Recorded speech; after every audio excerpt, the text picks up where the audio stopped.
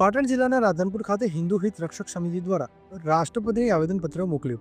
બાંગ્લાદેશની અંદર હિન્દુઓ પર થઈ રહેલા હુમલાઓ અને અત્યાચારને લઈને રાધનપુર ખાતે રામજી મંદિરથી હિન્દુ રક્ષક સમિતિ દ્વારા બાંગ્લાદેશની અંદર હિન્દુઓ પર થતા હુમલા અને અત્યાચારને લઈને રાષ્ટ્રપતિને આવેદનપત્ર મોકલવામાં આવેલ.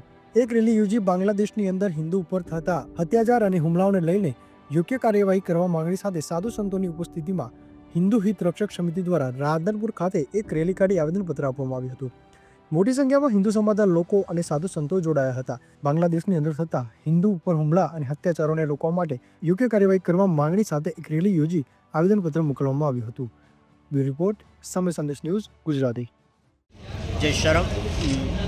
આજે હિન્દુ રક્ષા સમિતિ જે વિવિધ સંગઠનોથી બની અને રાધનપુર ખાતે આજે મામલતદાર કચેરીએ આવેદનપત્ર આપ્યું છે અને એ આવેદનપત્ર બાંગ્લાદેશમાં જે હિન્દુઓ ઉપર અત્યાચાર થયો છે અને જે બાંગ્લાદેશ સરકાર નિરપેક્ષ જોઈ રહી છે એના માટે અમે એના સૂત્રોચ્ચારો પણ કર્યા અને એના વિરોધમાં અમે આજે આવેદનપત્ર આપ્યું છે. સાથે સાથે ભારતીય સરકારને પણ અમે નિવેદન કર્યું છે કે આમાં જે હિન્દુઓની સતત ચિંતા કરનાર જે સરકાર છે એ હજી પણ આમાં વધારે ચિંતા કરે અને જે બાંગ્લાદેશ સરકાર જે હિન્દુઓ ઉપર અત્યાચાર કરી રહી છે, ત્યાંના સાધુઓ ઉપર અત્યાચાર કરી રહ્યો છે, ત્યાંનો હિન્દુ જે પીડાઈ રહ્યો છે એના વિરુદ્ધમાં અમે બાંગ્લાદેશ સરકાર વિરુદ્ધમાં અમે આજે આવેદનપત્ર આપ્યું છે અને એમાં સૌ સાથે જોડી અને સંગઠનોએ. શું નામ છે તમારું? બટુક મહારાજ રામ સેવા